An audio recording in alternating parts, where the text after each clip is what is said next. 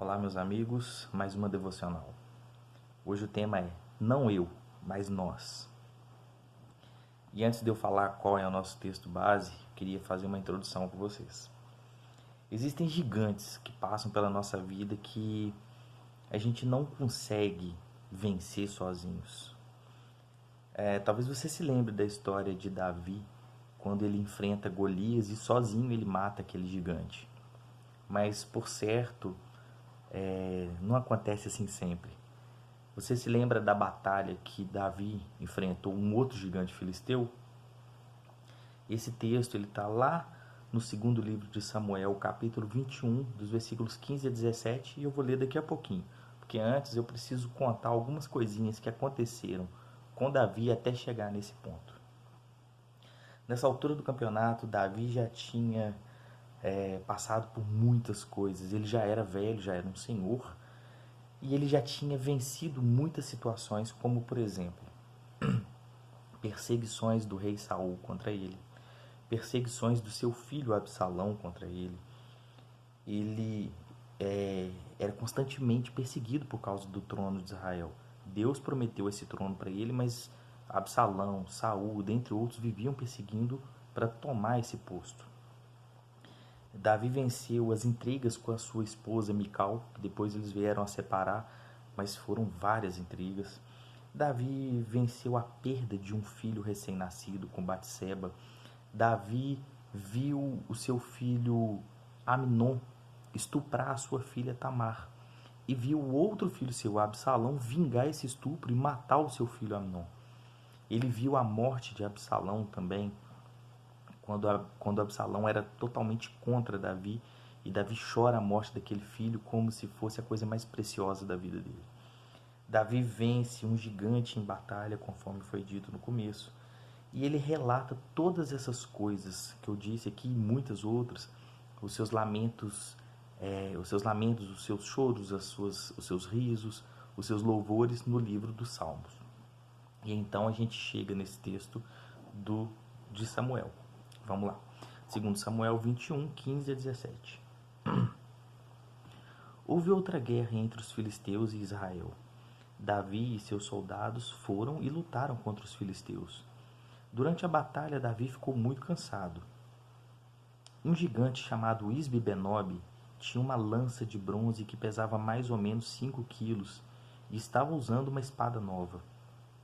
Naquele momento, ele pensou que poderia matar Davi. Mas Abisai, cuja mãe era Zeruia, socorreu Davi, atacou o filisteu e o matou. Então os soldados de Davi fizeram a promessa de que nunca mais iriam deixar que Davi saísse com eles para a guerra, e disseram: o Senhor é a esperança de Israel e nós não podemos perdê-lo. Então aqui a gente vê a última batalha de Davi em vida. Era mais uma batalha contra os filisteus.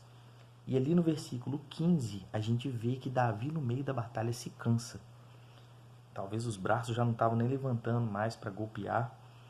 E ali, naquele momento, o gigante Isbi-Benob vê a oportunidade da vida dos filisteus de matar o rei. Agora seria a oportunidade perfeita. E quando o Isbi-Benob se dirige para matar, Abisai, sobrinho de Davi, estava ali de olho, estava entendendo a situação. Entra na frente e consegue matar o gigante. E eles então venceram a batalha. E a gente percebe que nesse momento que Davi estava cansado, era um momento que ele estava sem oferecer resistência, não tinha perigo, não oferecia perigo ao inimigo. Era só um alvo, era só uma presa fácil, um alvo fácil. Não tinha risco nenhum. No versículo 16, né? Isbi-Benob então vê essa oportunidade, né? E é assim que acontece com a gente também.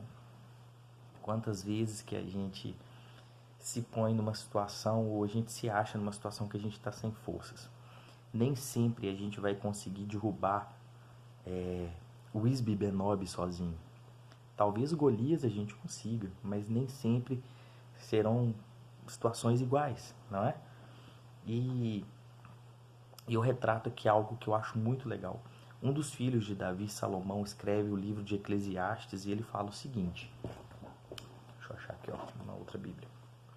Eclesiastes capítulo 4, dos versículos 9 ao 12. Ele fala o seguinte: é melhor serem dois do que um, porque tem melhor paga do seu trabalho. Se um cair, o outro ajuda o seu companheiro. Mas ai daquele que estiver sozinho, pois quando estiver caído, não terá outra pessoa para o levantar. Também se dormirem juntos, eles se esquentarão. Mas como um sozinho se esquentará? E se alguém quiser prevalecer contra um, os dois lhe resistirão. Um cordão de 3 dobras não se rompe facilmente.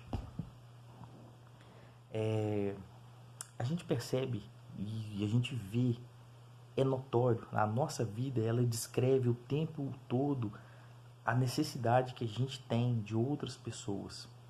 Tanto para a gente ser servido quanto para a gente servir. Nem sempre a gente vai conseguir lidar com todos os nossos problemas e vice-versa. E a gente vai precisar de alguém. Paulo escreve lá em Coríntios, no primeiro livro, na sua primeira carta aos Coríntios, no capítulo 12, a importância de um corpo unido. Às vezes a mão está cansada, mas o pé ele pode correr até achar um lugar onde que a mão possa parar para descansar tranquila. E o corpo ele só funciona unido. É o mesmo interesse. Se um sofre, todos sofrem. Estar junto é o mesmo que lutar junto, que estar acompanhando as necessidades. E disso tudo eu tiro 3 lições. Primeiro, quando a gente deixa de ser o eu e se torna um nós, conforme Cristo ensina, até mesmo nas suas orações, como a do Pai Nosso, por exemplo. Primeiro, a gente salva vidas. Assim como Abisai fez a Davi. É como se Abisai tivesse dado uma nova chance, uma nova oportunidade para Davi escrever uma nova história. Segundo, quando é nós, é manifestado o amor de Deus. Até porque lá no Novo Testamento vai falar assim: aquele que diz que ama a Deus, mas não ama o seu próximo, esse não ama a Deus. Então, quando a gente está junto, quando nós somos nós manifestamos o amor de Deus. E terceiro, quando nós somos nós estamos atentos às necessidades daquele que padece. Assim como Abisai, que no meio da guerra, com certeza estava de olho nos seus adversários, mas também estava de olho em Davi. E quando ele teve a oportunidade, ele foi lá e defendeu Davi. Deu a cobertura. E é assim, a gente precisa dar cobertura uns aos outros. A gente precisa deixar de pensar só no nosso umbigo e começar a viver mais por nós, porque vivemos um reino. E o reino ele é composto por várias pessoas. E no final da batalha, dessa batalha que, como eu já disse lá no início, os israelitas venceram. Eles venceram os filisteus. Davi foi salvo, Abisai saiu com uma grande moral e o gigante foi morto. Já diria aquela canção antiga: eu preciso de você, você de mim e nós de Cristo. E essa é a combinação perfeita do reino de Deus, que agora não vivo mais eu, Cristo vive em mim e por isso eu vivo o nós. Deus nos abençoe.